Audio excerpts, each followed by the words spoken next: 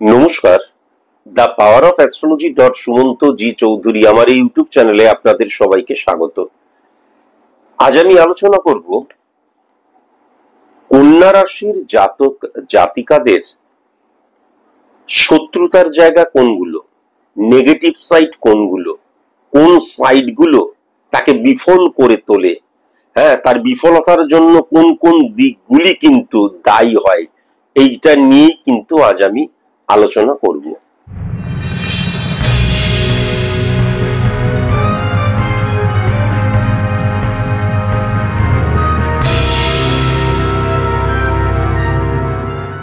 আমি যদি খুব ভালো মতন কন্যা রাশির জাতক জাতিকাদের ক্ষেত্রে লক্ষ্য করি, তাহলে 12 নম্বর ঘরটা কিন্তু রবির ঘর হয়ে যাচ্ছে।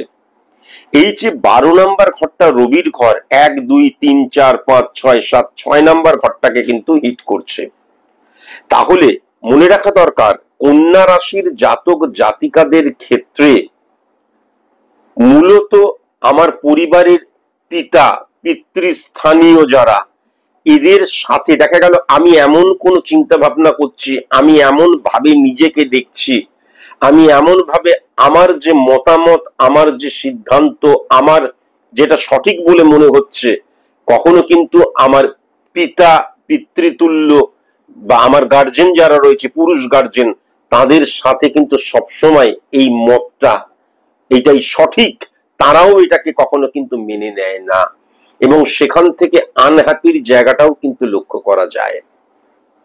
আমি এমন কোনো কাজ করছি, সেটা পার্সোনাল প্রফেশনাল যে কোনো কাজ, আমার পিতৃতুল্য বা পিতা সেটাকে পুরোপুরি সাপোর্ট করছে এবং সেই কাজের জন্য তিনি আমাকে মানে চিয়ার্স করছেন, থামস আপ করছেন, একদম ঠিক করছো, সেটা লক্ষ্য করা যায় না।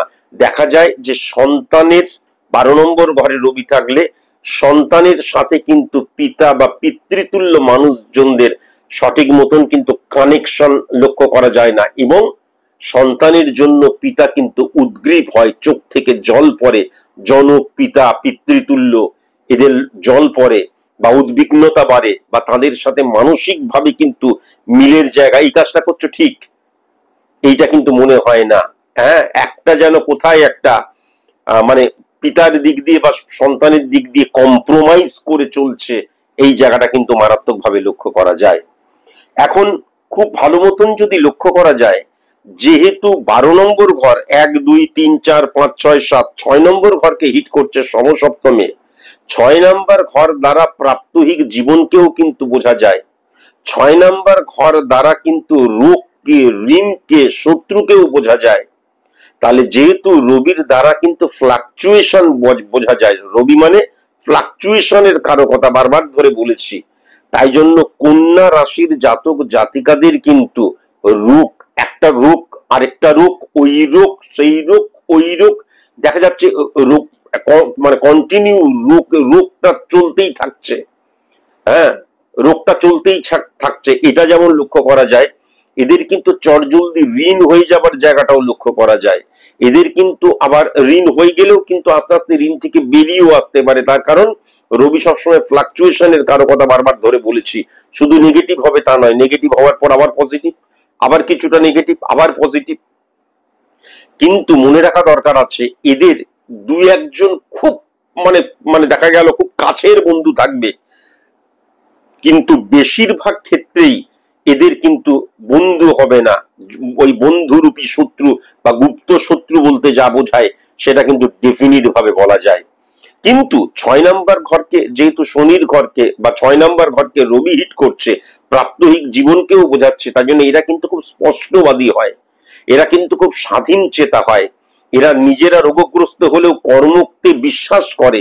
কিন্তু প্রবলেম যেটা হয়ে যাচ্ছে, এইগুলোই কিন্তু তার জীবনে আনহ্যাপির কারণ হয়ে যায়, এইগুলোই কিন্তু তার ক্ষেত্রে আনহ্যাপির কারণ হয়ে যায়, এটাও কিন্তু লক্ষ্য করা যায়। এবার খুব ভালো মতন যদি আমি লক্ষ্য করি, এই কন্যা রাশির অধিপতি গ্রহ বুধ, এবারে যদি আমি 11 নম্বর ঘরটা দেখি, তাহলে কিন্তু সেই ঘরটা চন্দ্রের ঘর। তাই জন্য লক্ষ্য করা যায় বেশিরভাগ ক্ষেত্রেই আমি বারবার ধরে বলেছি যে আমার একদম 100% অ্যাকুরেট প্রেডিকশনের জন্য কিন্তু কোন সাইন্টিফিক অ্যাস্ট্রোলজারের কাছে যাওয়া প্রয়োজন, এবং সাইন্টিফিক অ্যাস্ট্রোলজার মানে যিনি জন্মছক দ্বারা স্পট ইমপ্লিমেন্টেশন ছক ক্রিয়েট করতে পারেন বেসড অন, বারবার ধরে আমি বলেছি, পিওর ম্যাথ, পিওর ক্যালকুলেশন, হ্যাঁ, পিওর সায়েন্স, যারা আমার যখন date of birth, time of birth, place of birth নেই, হাত দেখা দ্বারা সংখ্যাতত্ত্ব পার্ট অফ অ্যাস্ট্রোলজি, 5% বেশি প্রেডিকশন করা যায় না। হোরা পদ্ধতি একদম অবৈজ্ঞানিক এবং অ্যাস্ট্রোলজি সাবজেক্টের মধ্যেই পড়ে না। হাত দেখা অ্যাস্ট্রোলজি সাবজেক্টের মধ্যেই পড়ে না।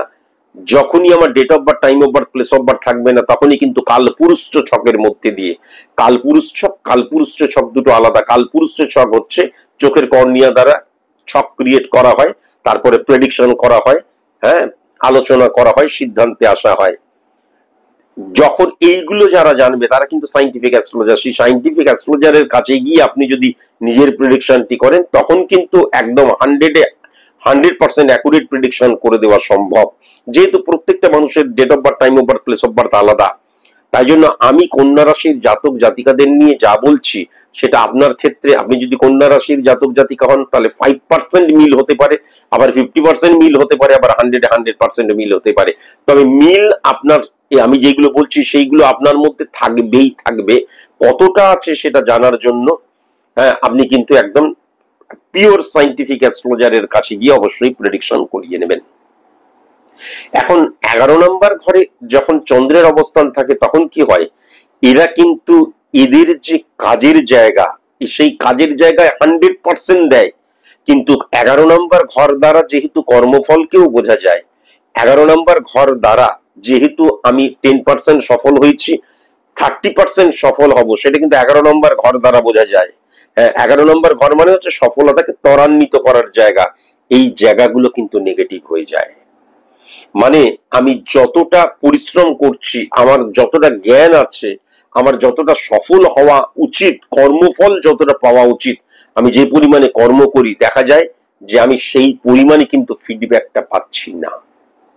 এটা কিন্তু লক্ষ্য করা যায়। সেই অনুযায়ী কিন্তু আমার সফলতার ত্বরান্বিত হচ্ছে না, এটাও কিন্তু মারাত্মকভাবে লক্ষ্য করা যায়। হ্যাঁ, এইটা কিন্তু কন্যা রাশির জাতক জাতিকাদের ক্ষেত্রে। এবং যেহেতু 11 নম্বর ঘরটা কিন্তু চন্দ্রের ঘর, তাই জন্য স্যাটিসফ্যাকশনের জায়গাটাই কখনো ফুলফিল হয় না। আমি আমার যে চাহিদা, আমার চাহিদার জন্য যে আমি আত্মত্যাগ করছি বা যে আমি কঠোর পরিশ্রম করছি, এবার ফলের দ্বারা আমি যে স্যাটিসফাই হব, সেই স্যাটিসফ্যাকশনের জায়গাটা কিন্তু কখনো লক্ষ্য করা যায় না। 8 নম্বর ঘরে কিন্তু মঙ্গল থাকার জন্য এরা ভীষণ উগ্র হয়, চাপা ক্রোধ হয়। হ্যাঁ, অনেক ক্ষেত্রে 8 নম্বর ঘর কিন্তু লেন্দি প্রসেস। তার মানে আমি কাউকে টার্গেট করে নিলাম বা কারোর দ্বারা দেখা গেল আমি রেগে গেলাম, হ্যাঁ, আমি উত্তেজিত হয়ে গেলাম, আমি কিন্তু সেই উত্তেজিত হয়ে গেলাম, তারপরে সেই ঘটনাটা ঘটে গেল, আবার সবকিছু ঠিকঠাক হয়ে গেল তা নয়।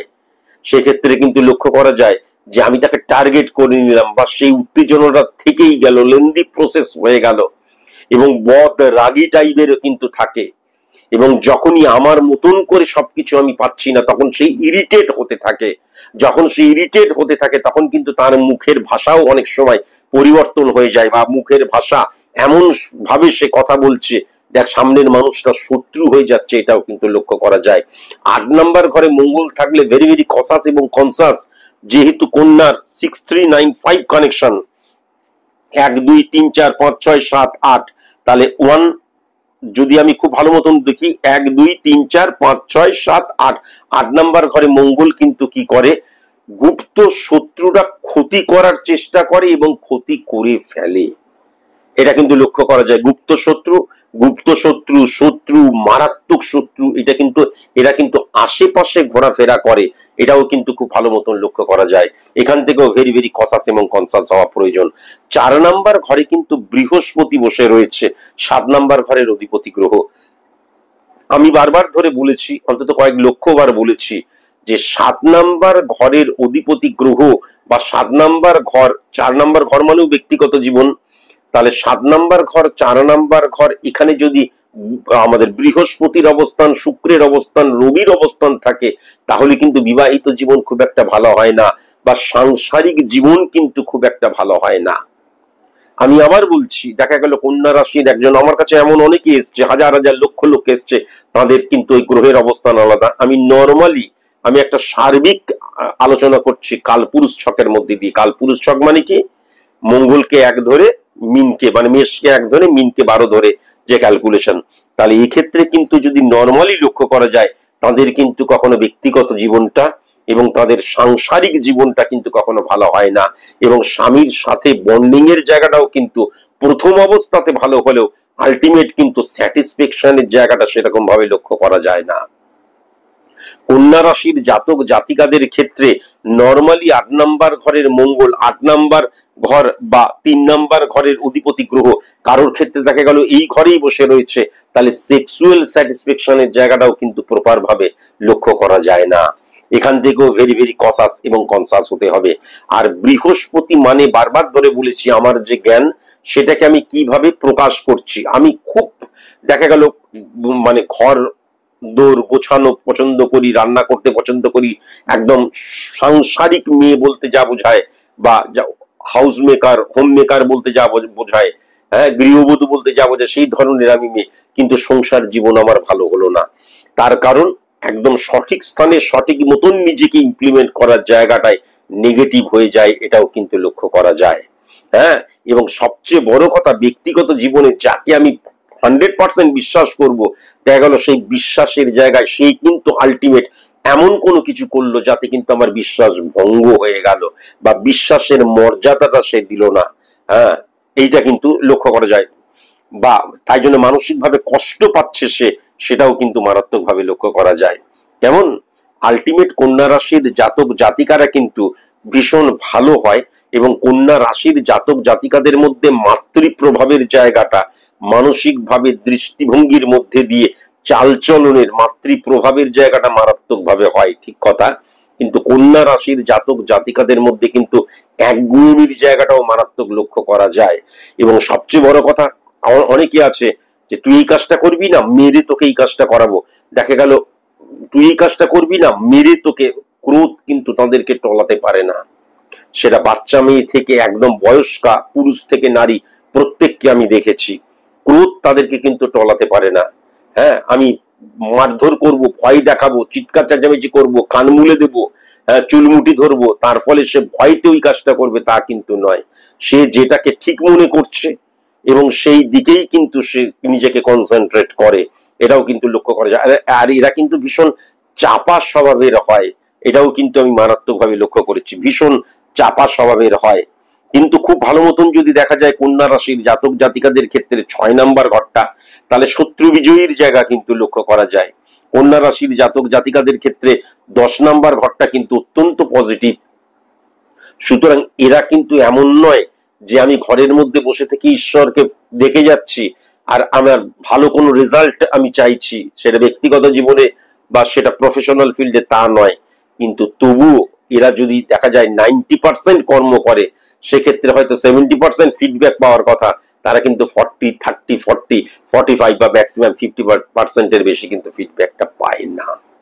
এটাও কিন্তু লক্ষ্য করা যায়। আর এদের একটা প্রবণতাই হচ্ছে যেটা, যে এরা কিন্তু না কাউকে চটজলদি ভালোবেসে ফেলে, কাউকে চটজলদি বিশ্বাস করে ফেলে। আর যাকে ভালোবেসে ফেলে, যাকে বিশ্বাস করে ফেলে, তার জন্য এরা কিন্তু মানে সবকিছু লুটিয়ে দিতে পারে, কিন্তু আলটিমেট ফিডব্যাকটা কিন্তু তারা সেরকম পজিটিভ পায় না। এটা কিন্তু আমি বারবার লক্ষ্য করেছি। আজকের মতন এটুকুই। নমস্কার।